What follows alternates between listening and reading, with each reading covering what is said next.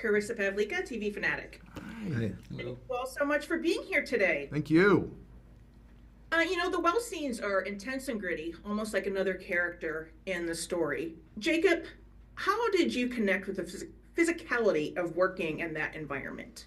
I come from a place of a lot of blue collar working, so I was used to the demandingness of it and the physical.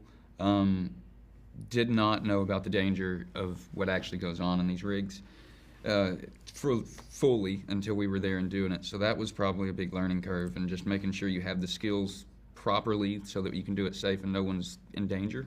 That's the biggest thing, which luckily we had 5 days of camp to teach us how to do that. But it took some preparation, but really it was just learning the skills to be able to do it safely. No.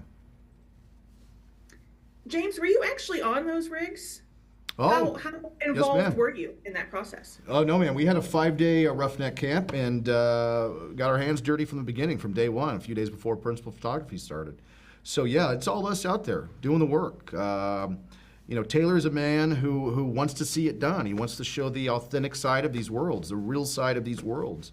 So we were out there on those derricks and rigs. Yes, ma'am. And Dale kind of brings a bit of humor to the show as well. How did you work your way through being on the well as being the funny man? It's all on the page. Taylor wrote it. It's the funniest thing he's ever written. Legitimately, real smart humor in this show. And so once I got out of the way and just told the story, I think the thing to being funny that I'm learning is to try not to be funny, right? You just trust the words, tell the truth, and that's what I did. And Taylor said, just say these words here, bud. It's funny enough. You don't have to add anything to it. So that's how I approached it. And Mark, Sheriff Walt has his work cut out for him as well. What sources did you draw on to portray the challenges of law enforcement in this particular world?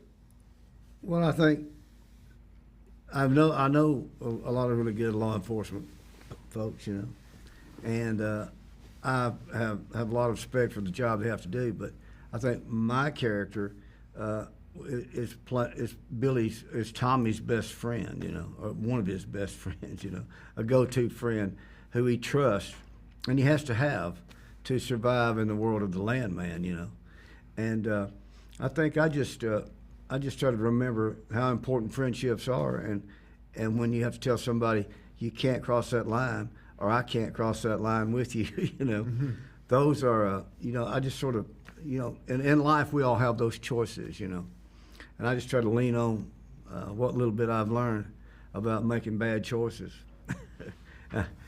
I've made a lot of bad choices. I've learned a little bit from it, not enough.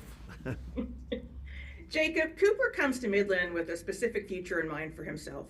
How prepared is he to suffer in one of the harshest working environments, to bring that future to light? I think we learn that as we go. I don't think he has any idea when he showed up what was entailed. And it's completely caught him off guard, and multiple things happen really fast that he's got to figure out how to go through. And if he still wants to do this, is this still the job that you want to pick? So a lot of decisions, lots of things going through Cooper's mind, and especially the first 2 to 3 episodes. And James, you've worked on other Taylor Sheridan productions. How does Landman compare? Oh, like I said, I think it's the funniest thing he's ever written. But I'll tell you what, Taylor pours his heart and soul into what he writes and everything he's written ever, and you can feel the blood, sweat, and tears that he's poured into these stories. So as long as you trust that and get out of the way and just tell the story, you're going to have something audiences, obviously empirically proven, have been attracted to, and Landman's going to be another one. It's really something special. Thank you all so much for your time today. Thank you. Thank you. Let's cut.